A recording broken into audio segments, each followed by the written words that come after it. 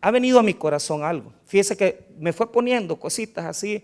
Escuché las opiniones de un sacerdote del Vaticano, escuché las opiniones de un predicador que estaba hablando de estas cosas, y el Señor ha puesto en mi corazón que hablemos de estar preparados, de estar listos, ¿verdad? Entonces se me vino a mi mente inmediatamente esta parábola que yo sé que para muchos de ustedes es conocida y que es sencilla, pero que nos anima a seguir adelante también, perseverando por las cosas de Dios. Así que vamos a ir a Mateo 25 y vamos a leer los primeros versículos de este texto. Mateo 25, 1. Cuando usted lo tenga, hágame el favor de ponerse de pie. Mateo capítulo 25, versículo 1. Amén. Muy bien.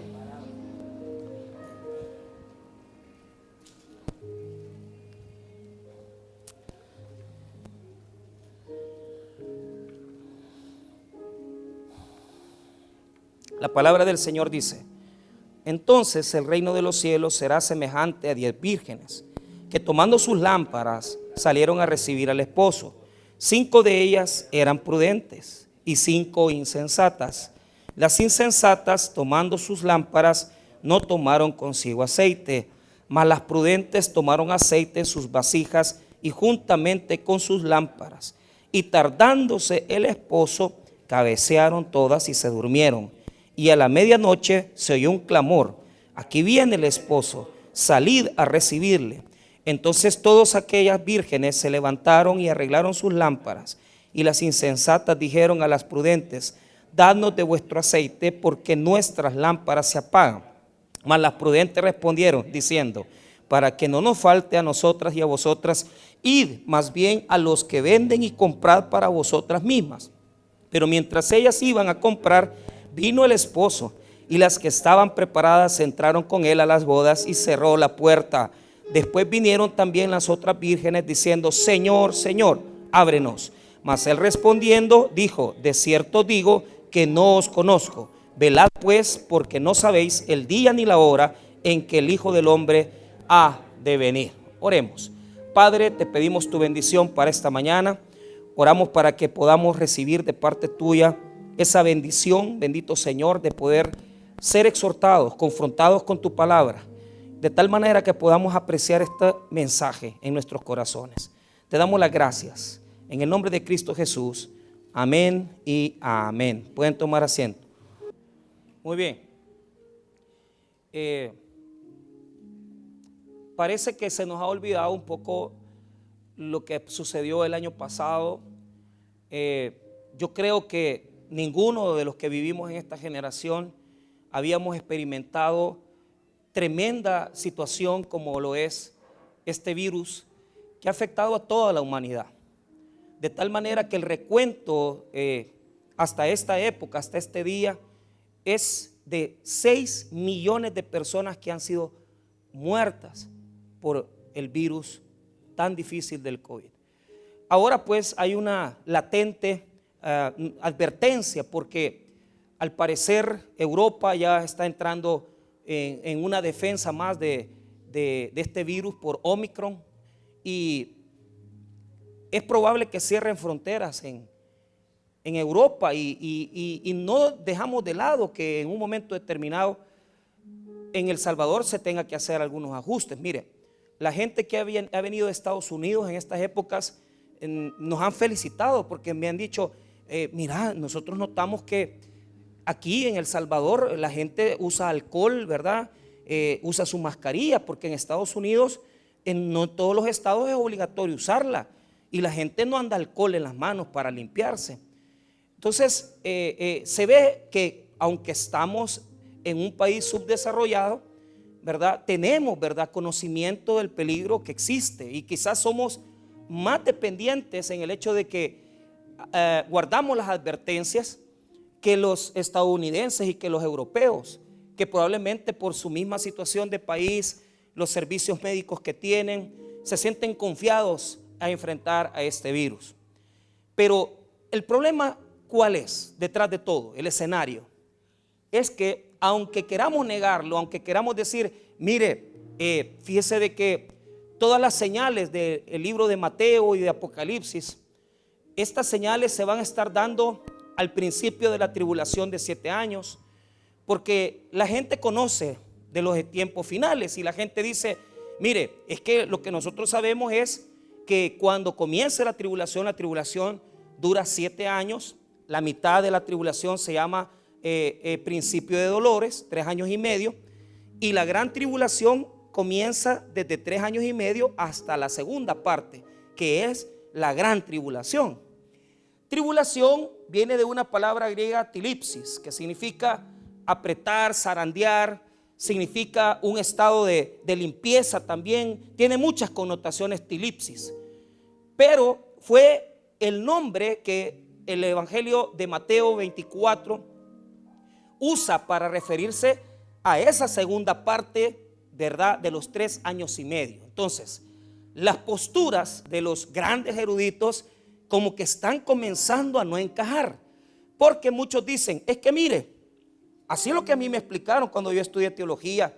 Bueno, yo sigo estudiando teología siempre, yo no he dejado de estudiar, pero cuando yo estudié en el seminario que me dio mis bases, a mí me dijeron, mira, la iglesia no va a ver estas cosas, la iglesia no va a pasar por esta situación. Bueno, y ahora estamos viviendo en plagas. Entonces, a mí me enseñaron que antes de los 7 años del principio de dolores, ¿verdad?, no íbamos a ver nada más que solo algunos movimientos políticos, tal vez lo que se ha agravado la situación en el mundo, como es la naturaleza, las guerras. Pero nunca a mí me dijeron, mira, antes de la tribulación vas a ver una plaga. Eso estaba descartado, porque desde la postura que nosotros guardamos, todos los eventos dolorosos comienzan cuando comienzan los primeros 3 años y medio, y los peores acontecimientos se dan después de los 3 años y medio y en los últimos 3 años y medio de la tribulación. Ahí están los peores acontecimientos. ¿Qué es lo que divide la primera mitad de la segunda mitad?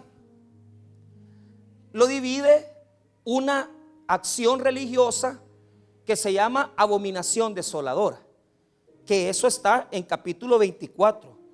Y note conmigo, mire lo que dice esta parte para que usted pueda notar que yo le estoy dando base, ¿verdad? Mateo 24. Mire lo que dice el versículo 15. Por tanto, cuando veáis en el lugar santo la abominación desoladora de que habló el profeta Daniel, el que lea entienda, entonces los que estén en Judea huyan a los montes. El que esté en la azotea no descienda para tomar algo de su casa. Mírelo, y el que esté en el campo no vuelva atrás para tomar su capa. Mas hay de las que estén encintas y de las que críen en aquellos días. Orad pues que vuestra huida no sea en invierno ni en el día de reposo, porque habrá entonces gran tribulación, ¿verdad?, cual no la ha habido desde el principio del mundo hasta ahora, ni la habrá. Entonces, toda la porción de versículos del 15 al 21 nos hablan del inicio de la gran tribulación, que es la mitad de los 3 años y medio hasta el final. Y entonces, abominación desoladora, ¿qué es? Según el libro de Daniel, se lo voy a explicar. El libro de Daniel se escribió 200 años antes de Cristo. Y Daniel profetizaba un evento en el cual, póngame atención en esto, iba a entrar un personaje que en el texto de Daniel se le dice el cuerno, que se le dice en muchas ocasiones en el Nuevo Testamento el anticristo. Y iba a entrar en el lugar santo del templo e iba a presentar, óigame bien, sacrificios de animales impuros, como lo es un cerdo. De tal manera que el lugar santo del templo de Jerusalén va a ser profanado y no se van a poder dar sacrificios. Entonces, póngame atención.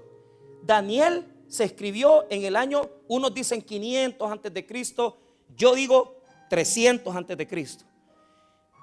Y profetizó un evento que se dio en el año 160 antes de Cristo. Oiga bien, ya lo profetizaba Daniel. En el año 160 antes de Cristo vino Antíoco Epífanes, ¿verdad?, y prohibió la adoración en el templo de Jerusalén a los judíos, porque el objeto de Antíoco Epífanes era que ya no se le rindiera adoración a los dioses judíos, sino que la cultura hebrea se cambiara y se helenizara, de tal manera que ya no creyeran ellos en los dioses judíos, sino que en los dioses griegos. Entonces, en el año 160, Antíoco Epífanes entra, ¿verdad?, al lugar santo, degolla una cerda, la sacrifica en el lugar santo, ¿verdad?, y neutraliza la adoración al Dios de Israel. Ahí se levantaron los macabeos para poder destruir en oposición a esta situación que Antíoco había cometido. Póngame atención. Antíoco Epífanes cumple la profecía de Daniel. Daniel lo profetiza 300 años antes y se da 160 años antes de Cristo el evento. Pero Mateo 24 declara de que se va a volver a repetir ese evento, que el anticristo vendrá y sacrificará animales en el altar de Jerusalén, en el templo que se va a reconstruir, porque ahorita en Jerusalén no hay templo. Pero si usted quiere investigar, vaya al internet y busque esfuerzos por reconstruir el templo de Jerusalén. Ahorita no está construido, pero los judíos lo van a construir otra vez. No lo pueden construir, ¿por qué? Porque ahí está la mezquita de los musulmanes. Cuando usted ve Jerusalén y ve esa cúpula de oro, la gente piensa que eso es judío. No, señor, eso es musulmán. Y la razón por la cual los judíos no pueden construir el templo es porque la mezquita con la cúpula de oro está ahí. Cuando la mezquita sea quitada, se va a levantar el tercer templo, que es el que están esperando los judíos. Entonces, Mateo 24 está profetizando que en el futuro va a haber un templo que no está construido todavía, pero si usted va a buscar allí, vaya a internet, ya están los esfuerzos de reconstrucción. Mire cómo son esas cosas. ¿Qué le dice a usted eso? Que algo está pasando y que no nos damos cuenta, ¿verdad? Porque una vez que se reconstruye el templo, la Biblia dice que el anticristo se va a presentar para presentar la abominación desoladora y profanar el templo de Jerusalén. Y eso va a ser a la mitad de la tribulación. Ahora, en los primeros 3 años y medio, ¿qué va a pasar? En los primeros 3 años y medio, cuando comience la primera parte de la tribulación, entonces Mateo relata los acontecimientos que van a haber antes. Veamos el verso 3.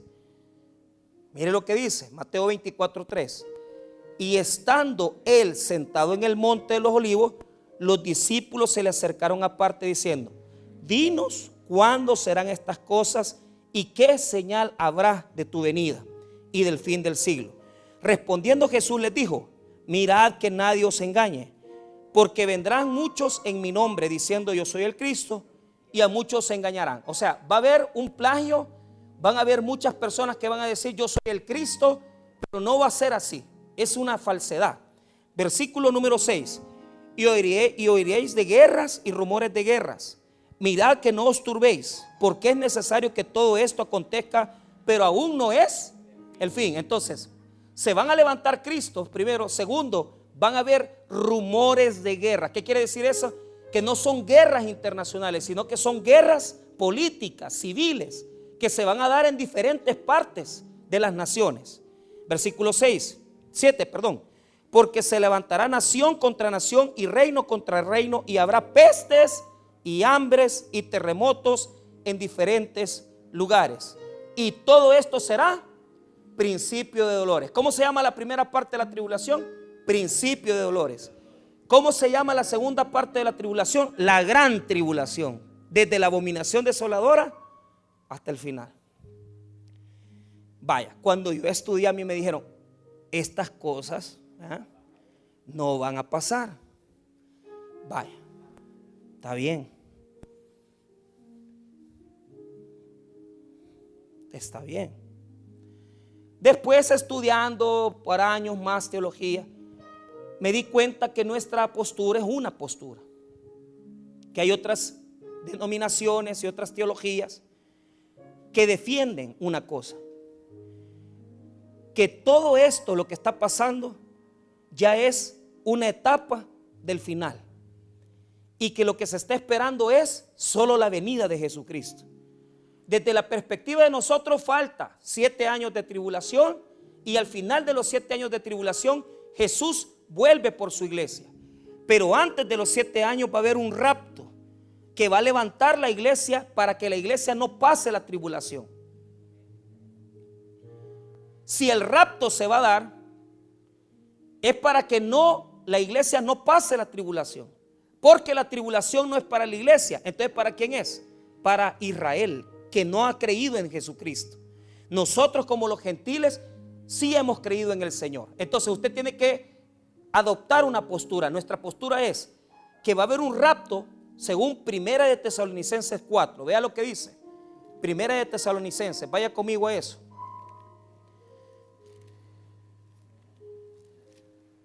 Y perdone que lo esté haciendo bregar tanto, porque no es mi estilo. Usted sabe que yo me quedo en un solo lugar y no voy a ninguna parte más que solo el texto, ¿verdad?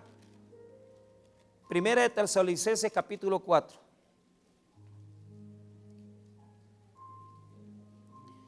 Versículo 15. Por lo cual decimos esto en palabra del Señor, que nosotros que vivimos, que habremos quedado hasta la venida del Señor, no precederemos a los que durmieron. Porque el Señor mismo, con voz de mando, con voz de arcángel y con trompeta de Dios, descenderá del cielo, y los muertos en Cristo resucitarán primero.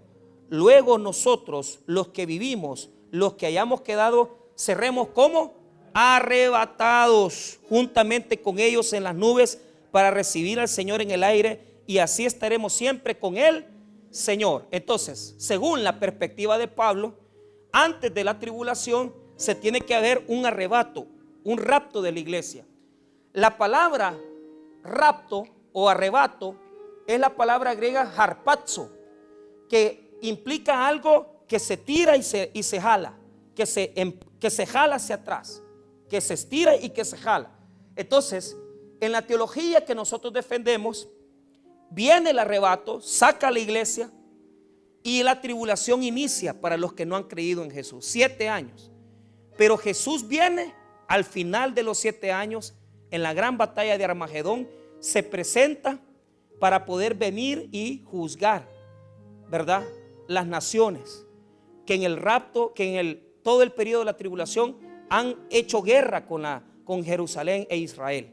Entonces, nuestro proceso es el siguiente: primero se da el rapto de la iglesia, 7 años de tribulación. Los primeros 3 años y medio son de principio de dolores, los segundos son de la gran tribulación, y al final de los 7 está Jesús recogiendo a su iglesia, presentándose en el juicio de las naciones para juzgar a los que han estado en la batalla de Armagedón y las naciones que le han dado la espalda a Israel. ¿Por qué? Desde la postura nuestra, la tribulación no es para la iglesia, sino que es para Israel, incrédulo, que no ha creído en Jesucristo. Entonces, ¿por qué les va a dar la tribulación? Es para que ellos se vuelvan a Jesucristo. Porque ahorita usted va a Jerusalén y usted va a Israel. Yo he estado ahí, y ahí, hermano, es terrible. ¿Por qué razón? El guía turístico que nos llevaba a nosotros nos hablaba de todo, del evangelio. Nos decía: miren, es que Jesús en este lago, Él se metió en esta barca, ¿verdad?, y comenzó a hacer este recorrido, y a uno lo suben ahí, ¿verdad?, a la barca, a una barca ya moderna, ¿verdad?, y comienzan a llevarlo. Y cuando uno está en medio del mar de Galilea, ahí mismo le dicen: mire, vamos a hacer una oración para el Señor, porque así es. Lo llevan al otro lado, lo llevan a un restaurante que se llama hasta el restaurante se llama el restaurante de San Pedro, ¿verdad?, del pescado de San Pedro, así se llama. Se llama St. Peter's Fish, así se llama. O sea, el pescado de San Pedro. Y usted se sienta ahí, ay, aquí Jesús caminó, aquí Jesús comió, aquí, y a usted lo hacen pensar, ¿verdad?, como que usted está ahí, ¿verdad?, con el Señor. Pero cuando yo le pregunté a Marcelo, que era el guía turístico: mira, ¿y vos cuándo creíste en Jesús? ¿Cuándo te convertiste al evangelio? No, me dijo, si yo no creo en Jesús. Y entonces, ¿de qué religión sos? Yo soy judío, me dijo. Ah, y entonces, ¿cómo es que te sabes todo esto?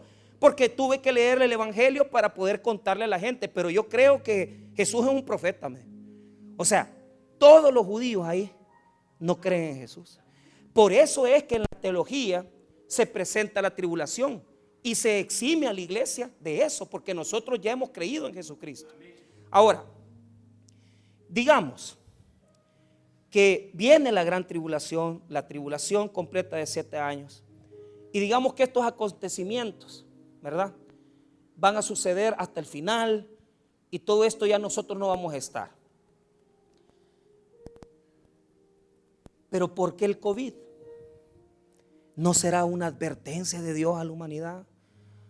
¿No será, hermano, que nos está mandando algo fuera de todos estos acontecimientos para que nos volvamos a Dios?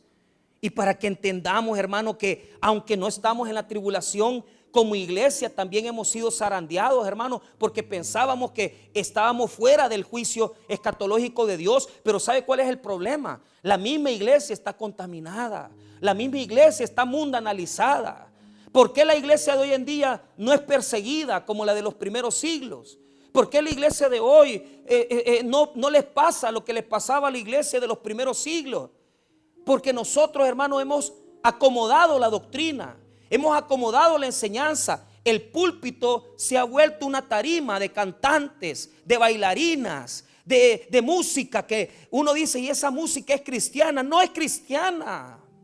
Hemos metido a la iglesia una cantidad de cosas, como la misma situación de la tolerancia. No se predica el infierno, no se predica la condenación eterna, no se predica el arrepentimiento. Mucha gente ha dejado de venir a esta iglesia porque cuando escuchan que se les confronta en el adulterio, en la fornicación, la gente no les parece, porque la gente quiere vivir una vida de tolerancia y van donde les puedan sobar su espalda y su pecado y les tolere su estilo de vida. Pero yo les quiero decir una cosa: si esta situación ha venido a la humanidad, es porque la iglesia también se ha contaminado, señores. La iglesia se ha llenado de pecado, se ha llenado de indulgencia y se ha llenado de tolerancia, de tal manera que estamos viviendo como el mismo mundo. Y queremos venir a oír sermones, es que no nos va a pasar nada. Si usted ya recibió a Cristo, discúlpenme, ¿cuántos cristianos han muerto por esto? Y va a haber una gran persecución. Pero esa persecución no va a ser como la de antes. La persecución de antes era: capturaban a los cristianos y les decían, niega a Jesús y reconoce que el Señor es César. Decían ellos, niega que Jesús es el Señor y acepta que César, el emperador, es el verdadero Dios. Y los cristianos, por no decir eso, por no decir que César es Señor, eran sacrificados en el fuego. Eran pasados, hermanos, por el sacrificio, porque los cristianos se negaban a aceptar que César era el Señor, porque todos los cristianos sabían que Jesús es el Señor. Pero si en este día te vinieran a poner un chip, te vinieran a decir, de aquí en adelante no vas a comprar comida si no tenés este elemento tecnológico en tu cuerpo, y te dijeran que es necesario que tengas ese número, ese chip, y te dijeran, no te vamos a vender comida ni te vamos a vender nada en los supermercados, con solamente que recibas esto y negues que Jesús es el Señor, ¿qué haríamos nosotros? Le aseguro, hermano, que es probable que hasta los pastores más fieles, los que hemos tratado de luchar, hasta ellos, hasta nosotros estaríamos en juego. Negaríamos a Jesucristo. Porque nos hemos vuelto mercantilistas. Nos gusta sacarle bolas a la gente, pisto a la gente. Nos gusta tener vidas acomodaticias. Nos gusta tener vestidos buenos. Nos gusta tener casas buenas. Pero ¿sabe cuál es el problema? Una vez que ya dejen de caerle el pisto a la gente, los pastores van a negar la fe. Y si el anticristo les dice adorar esta imagen, van a adorar la imagen. ¿Sabe por qué? Porque si una gran tribulación viniera, quizás el 70% de todos los cristianos negarían a Jesús. ¿Qué ha pasado? Yo, cuando pasó lo de la pandemia, yo dije, quizás nunca nos vamos a volver a congregar. Y Dios nos ha dado un tiempo de gracia.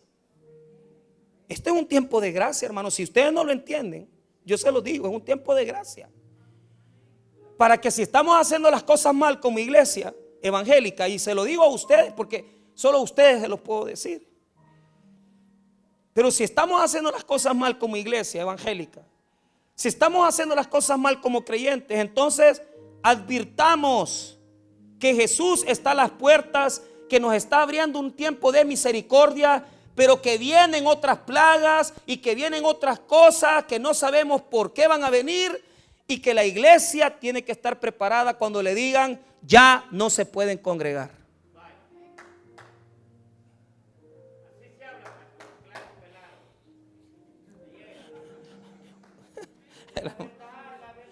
¿Qué va a pasar cuando digan que ya no se van a poder congregar? ¿Qué va a pasar cuando digan es prohibido, es ilegal, no se puede adorar? Porque la persecución, no crea que ahora te van a venir a decir, ay, niega a Jesucristo. No, lo que van a decir es ya no se congreguen. Es que no se puede por la enfermedad, porque estar pegados, estar juntos no se puede, se contagia a la gente. Cuando nos quieran meter una tercera, cuarta, quinta dosis de otra vacuna, ¿qué vas a hacer?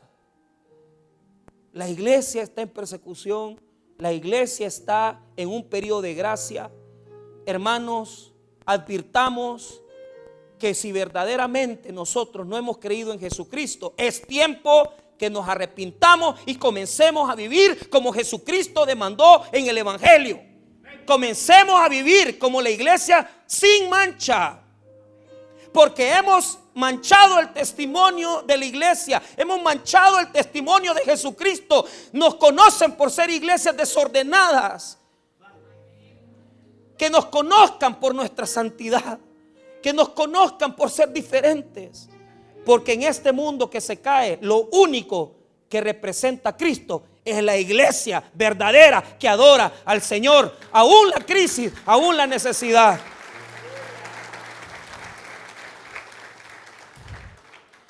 Ahí viene Mateo 25. Y estas parábolas nos enseñan las advertencias de estar preparados en todo momento. Porque probablemente no lo vamos a estar. Aunque los grandes eruditos, dispensacionalistas, digan que estos textos no se pueden aplicar a la iglesia, sino que a Israel. Porque según ellos estos textos se van a leer en la tribulación. Israel los va a leer, todos los que se queden ahí.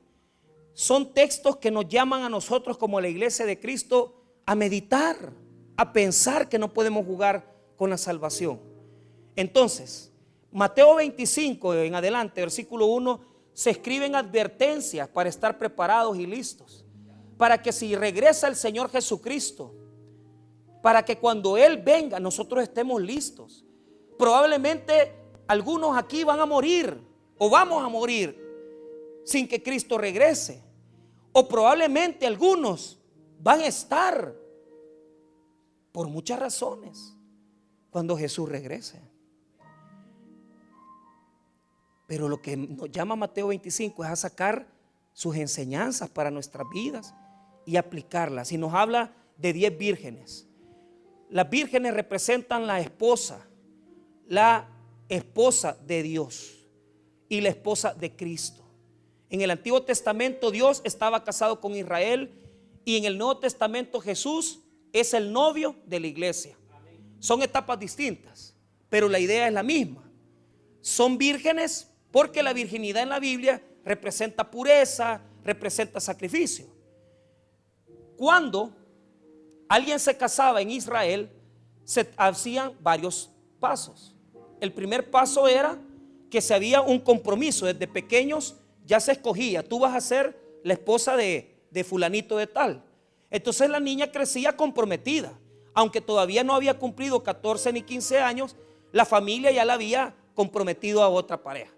Cuando la niña alcanzaba la edad, y el varón también, el varón venía y hablaba con sus padres y le decía: padre, ya es tiempo de que vayamos a recoger, a que podamos casarnos. Entonces los padres del novio llegaban a la casa de la novia, se hacía un contrato de desposorio. El desposorio era, digamos, el tiempo de preparación, porque el desposorio normalmente duraba un año, en lo que se firmaba el compromiso de las dos familias que se iban a casar, los dos hijos, el novio se iba a preparar todo lo necesario para recibir a la novia, porque hoy en día hacemos las cosas al revés. Primero nos robamos la novia, tenemos relaciones con ella y después compramos las cacerolas, la cocina, la mecedora. Bueno, la mecedora. Compramos lo que necesitamos. En la vida judía eso no existe. En la vida judía es un año de desposorio. El novio se va a preparar el lugar donde va a vivir con la novia, con la esposa. Y en todo ese periodo de tiempo la novia tiene que vivir virgen y tiene que vivir apartada porque ya le pertenece a un varón. Ella no puede tener relaciones con nadie porque ya desde la virtud y desde la visión judía esa muchacha ya está casada, aunque no ha tenido relaciones sexuales. Al año, en la fecha estipulada, el novio tenía que ir a recogerla para traerla a la casa del padre, para presentarla como novia. Entonces, en lo que nos está hablando Mateo 25, es ese caso. Se ha cumplido el tiempo para que él venga a recoger las vírgenes que van a ir en el cortejo de la novia, y se ha cumplido el momento en donde la va a recoger las vírgenes, va a recoger a la novia en la casa de la novia y se la va a llevar a la casa del padre para presentarla limpia y pura a la novia, que es en este caso la iglesia, si estamos hablando de Jesús como novio de la iglesia. Pero si estamos hablando de el esposo y la esposa, estamos hablando de Dios Padre y Israel. Entonces, ¿qué sucede? Las vírgenes están ahí porque forman parte del cortejo nupcial. Y el único deber de las vírgenes es tener las antorchas. La palabra en griego es un pedazo de tela que se iluminaba, ¿verdad?, con un poquito de brea. Y en ese momento, cuando se iba a celebrar la boda, el novio llegaba a traerlas e iban junto con el novio para recoger a la novia para presentarla al Señor. Pero sucede que el número 10 es señal de pueblo. El número 10 es señal de un pueblo, de una cantidad de personas que pertenecen a una raza, a un grupo que puede ser la nación de Israel o puede ser también iglesia. Ahora, escuche bien, sucede que cuando ya va a ser el momento de que las recoge, ellas se durmieron. Y mire usted Mateo 25, versículo número 4, mas las prudentes tomaron aceite en sus vasijas juntamente con las lámparas, y tardándose el esposo, cabecearon todas y se durmieron. O sea, esa palabra y tardándose, ¿qué quiere decir? Es el tiempo que estamos viviendo, porque no viene Jesús todavía, porque estamos viendo señales, estamos viendo cosas que nunca habían pasado, pero todavía no ha venido. Es un tiempo de gracia. La gente en el principio de la iglesia se preguntaba por qué Dios no había venido, y en Pedro Dios responde en el sentido de que Él lo que quiere es que se arrepienta más gente. Si usted me pregunta a mí por qué Él no ha venido, es por esa misma razón, porque Él quiere que más gente se arrepienta, porque Él quiere que su misma iglesia vuelva a los pies de Jesús, porque mucha gente en la congregación, mucha iglesia no es todavía gente convertida. No han nacido de nuevo. Entonces, y tardándose quiere decir el periodo que estamos viviendo, desde la muerte de Jesucristo y resurrección hasta estos 2021 años. Entrando al 2022 estamos, y Jesús todavía no ha venido. Pero para el Señor 1000 años son como un día. Para Él es indiferente que hayan pasado 2000 años, porque Él lo que quiere es que la gente se arrepienta. Ahora, veamos el versículo 6. Y a la medianoche, o sea, medianoche en el texto bíblico quiere decir momento extremo, tiempo extremo. O sea, en el momento en que Jesús venga, es el que menos se va a estar esperando. Porque uno quisiera que le dijeran, es que Jesús va a venir a tal día. No, es que nunca se va a saber en qué momento va a venir. Va a venir en el momento menos esperado. Ahora, mire lo que dice: se oyó un clamor, aquí viene el esposo, salid a recibirle. 7. Entonces todas aquellas vírgenes se levantaron y arreglaron sus lámparas. Las 10 se durmieron, las 10 se quedaron dormidas. Y comenzaron, ahí viene el novio, y vamos al cortejo. Y comenzaron a arreglar la lámpara, ¿va? Pero ahí viene el punto. 8. Y las insensatas dijeron a las prudentes: mire, dadnos de vuestro aceite, porque vuestras lámparas se apagan. ¿Por qué? ¿Cuál era la diferencia entre las prudentes y las insensatas? Las prudentes tomaron, oiga bien, aceite extra. Aceite extra. Porque ellas pensaron, quizás el novio se va a tardar. Pero las insensatas dijeron: no, hombre, si con esto basta, ya va a venir, va. Mire, póngame atención. El trigo y la cizaña. Ah, sí, pastor, el trigo son los que son creyentes y la cizaña son aquellos que parecen y están condenados unos y otros. Pero aquí la diferencia es que las 10 vírgenes, las 10 tienen lámparas. Las 10 tienen esa connotación de ser vírgenes. ¿Qué es lo que le falta a las otras? El aceite extra. Entonces la diferencia aquí no es como en el juicio de las naciones, que va a poner el cabrito de este lado y la oveja de este lado. No, aquí todas tienen una apariencia, porque aparentemente tienen piedad, aparentemente son cristianas, aparentemente es un pueblo que ha creído en Jesús. ¿Cuál es la diferencia de este otro grupo? Que no tiene el aceite extra y que se le acabó a la mitad de la espera. Entonces, ¿qué es lo que hacen? Le piden a las prudentes: hey, mira, regálame tu aceite vos, porque a mí se me olvidó traer y se me acabó. ¿Y qué le dicen? Mire lo que dice el versículo 9. Mas las prudentes respondieron diciendo: para que no nos falte a nosotras y a vosotras, id más bien a los que venden y comprad para vosotras mismas. Pero mire lo que pasó. Pero mientras ellas iban a comprar, vino el esposo, y las que estaban preparadas entraron con él a las bodas y se cerró la puerta. Ahí está, ahí. Las que estaban preparadas. ¿Qué es eso, pastor? Mire, hermano, le voy a contar algunas cosas importantes. Este aceite representa al Espíritu Santo en una parte, sí. Representa la luz también de Dios en nosotros. Pero ¿sabe cuál es el problema? Hay mucha gente en la iglesia evangélica que es lamentable, pero yo le voy a decir, que no tienen el aceite extra. ¿Y qué es ese aceite extra?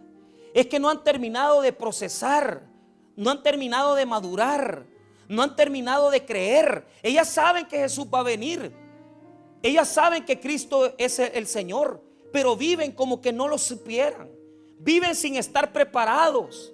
Viven sin estar creyendo que eso va a ser verdaderamente, sino que vivimos una vida donde nosotros parece como que estamos viviendo más para este mundo que para la eternidad. Nos preocupa el billete, nos preocupa las cosas que vamos a hacer en 5 años, nos preocupa que nuestros hijos estudien. Pero ¿qué es lo que sucede? Se nos olvida que Cristo está por venir y que necesitamos hacer una inversión espiritual, trabajar en la obra, servir en la obra, predicar en la obra, evangelizar, servirle a nuestro Señor Jesucristo, porque tu vida no va a ser en la tierra, sino que en la parte celestial con Cristo.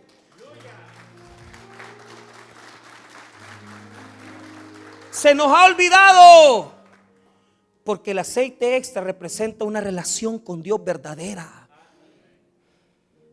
¿Y sabe cuál es el problema? Va a haber personas que cuando venga el Señor, ahí van a querer hacer la relación con Cristo. No vas a poder, papá. Porque con la relación de Jesús, tú tenés que haber comenzado desde antes. Tú tenés que haber comenzado desde hace tiempo. Porque cuando ya venga el novio, vos vas a estar arreglando la lámpara. No vas a tener aceite porque no te pusiste a pensar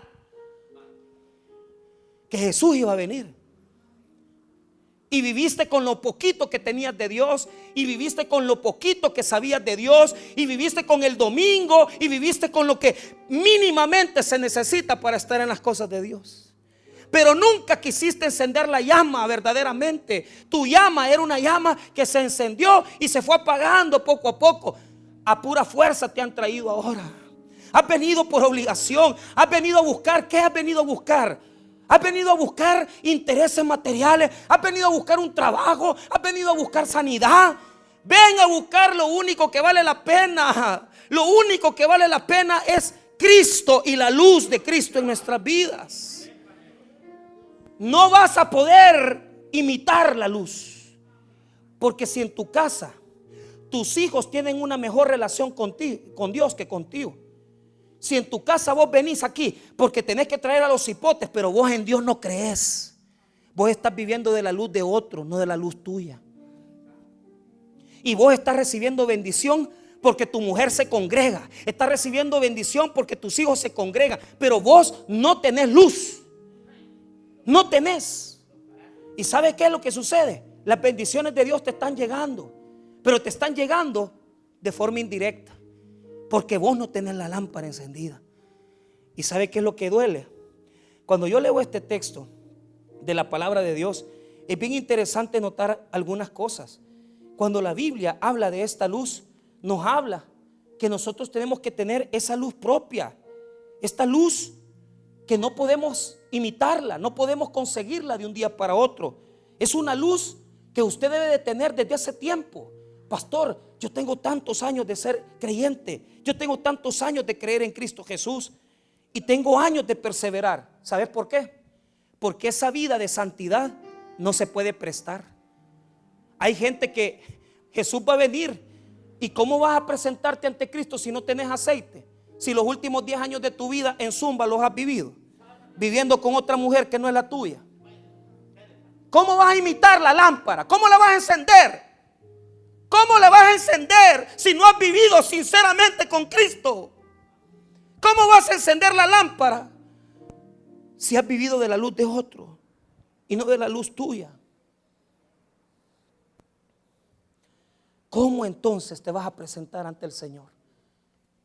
¿Vas a ir a correr, a querer hacer una relación, a querer sacártela de la manga, a querer tener una relación con Cristo los últimos 2 días de tu vida, a querer sacarte una vida de perseverancia en Cristo Jesús? No se puede, hermano, porque la lámpara tuvo que haber estado encendida siempre.